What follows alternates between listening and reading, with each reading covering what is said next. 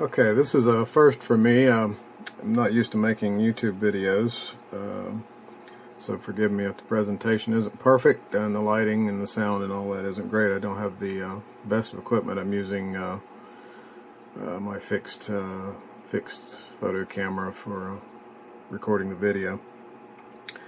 I have here a Fluke T6-600 tester. Just acquired it. Thanks to Amazon Prime. They were pretty quick on it. Looks like a fairly basic tester.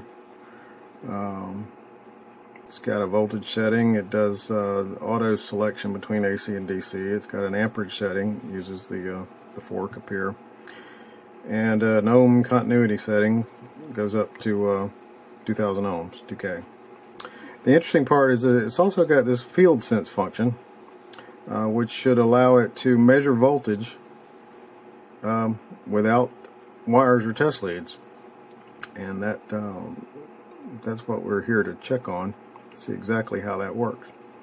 So let's what I've got here, a couple of meters, and they're connected to a power cord, which is plugged into an outlet strip over here, and I'll turn that on and we'll see we've got 121 volts.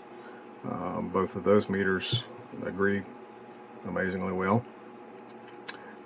Let's see what this one does. We've got probe stored in the back. I'll turn the unit on, and let's see. You can see that. Let's give that a shot. Hey, that's pretty good. See, whenever you get a reading, the red light comes on. Okay.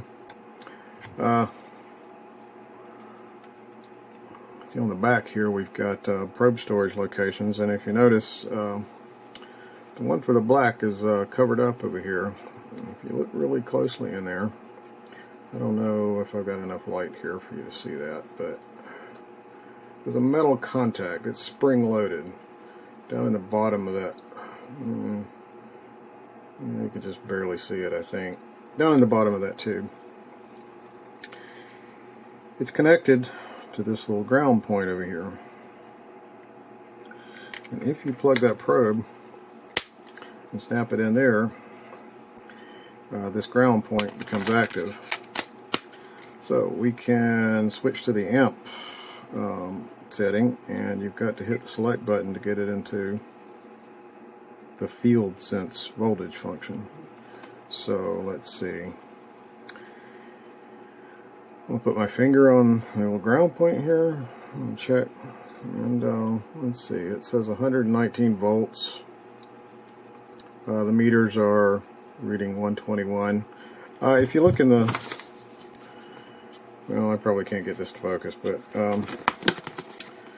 Model T6-600, it says for field sense voltage 3% plus 3 counts, and there's a little tiny 2, you probably can't see it, but down here it says add 3% without an external ground connection. So what we're dealing with is, accuracy wise, is 6% of the reading plus 3 counts. And if you let's see, notice here, we don't even have a decimal place. We've got 3 digits, so 1 count is 1 volt. So if you do the math, around 120 volts, it's going to be plus or minus 11 volts, something like that. So we're not talking about a precision instrument here. It's just kind of a roundabout thing, and it's doing pretty good. Now, let's see. It's a little finicky. You'll notice that there's a sweet spot, and it will not respond until that wire is really either touching the saddle or really close to it.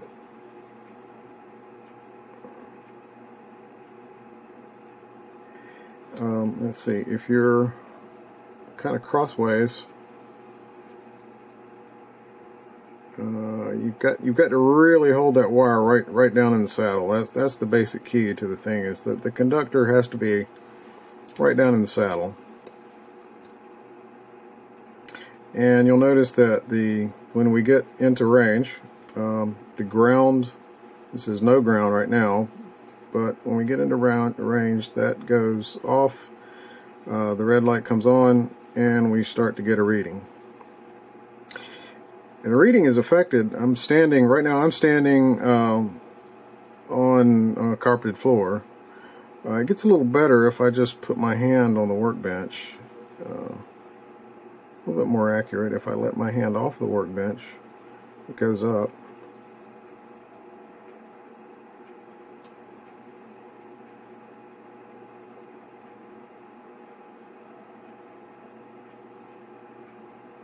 So let's just look at that a minute. Let me run it around to get a feel.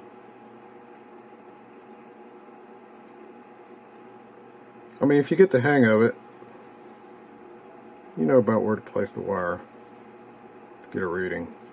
You grab 2.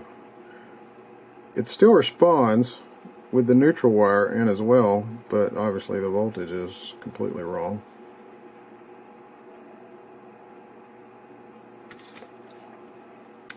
You can take probe out, ground it here. Well, let's see, let's ground it over here. Get it out of the way. Now I don't have to touch it anymore. We'll just, you notice the numbers are a little bit less wandering.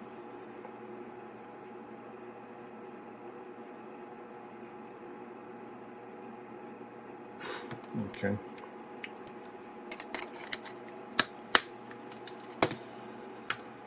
So now the question is, or the question was raised also, just how safe is this thing here? So let's take a look at that. I'm going to cut my power off.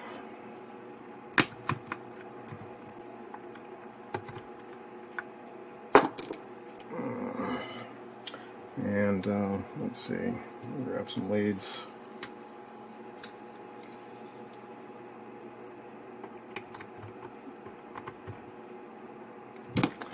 Okay, I'm going to take the red lead, and since it has a removable probe, I'll stick it in and make it live. Okay. We're back to live again. Okay.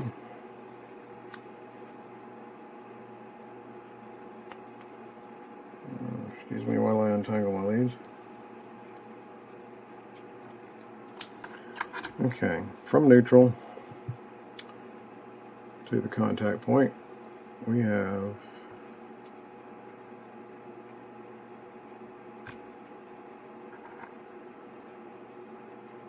there we go. We have 105 volts. Wow.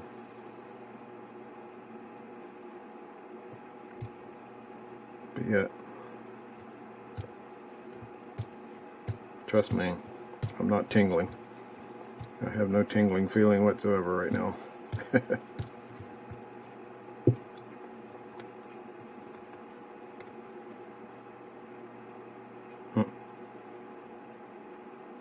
So exactly how much current could that be, I wonder? I've tested this before, so this is a relatively safe maneuver. I wouldn't do it if I didn't know exactly what was going to happen.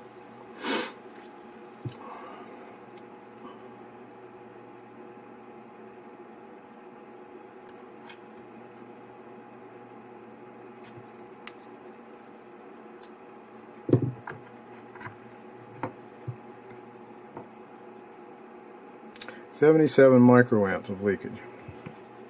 Let's try it on the voltage setting. 78.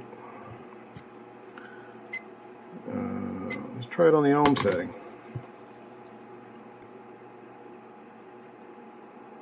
125 microamps of leakage.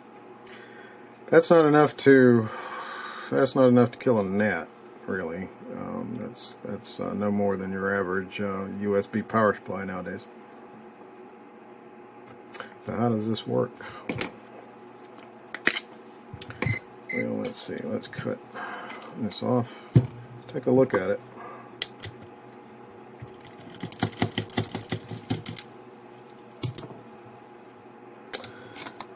The connection for the ground is actually in the battery door. There's your spring-loaded contact. There's a little piece of copper tape or foil, something that goes in there. I'm not wild about pulling the back off my brand new tester, so I don't know exactly what's under the plastic labeling here, but maybe we can check that out.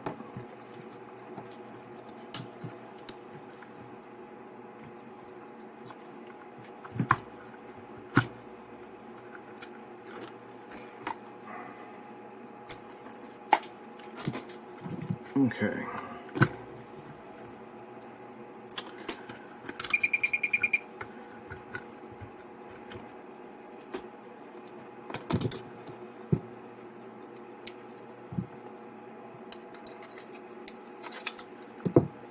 Meter is in ohms. The maximum range is 500 megohms.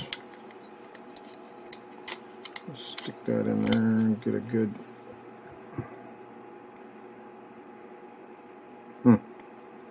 Nothing. So DC wise, it looks like whatever's in there is greater than 500 megohms.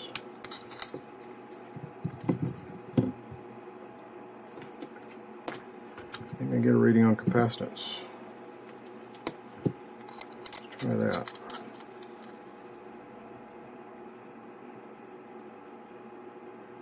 Hmm. 2 nanofarads.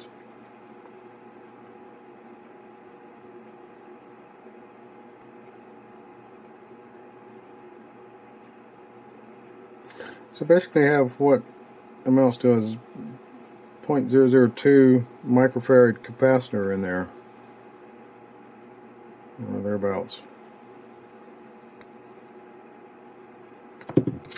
And notice that that entire circuit is contained within the battery cover. It is not, other than being physically near the batteries, it is not really part of the meter circuit until you place the black probe.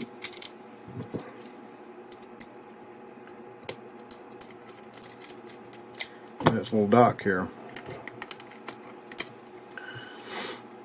Now that's part of the meter circuitry.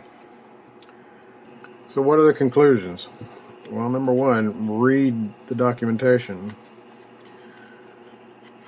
before making any conclusions, because it tells you exactly where to put the wire. The procedure for using the fork and the touch ground on the back, it tells you specifically insert the test probes into the storage dock. If you don't, I think you can see from my demonstration that if you do not put that black probe into that storage dock, that ground is not going to work at all, and the meter will not work at all. Also pay attention to the accuracy specs.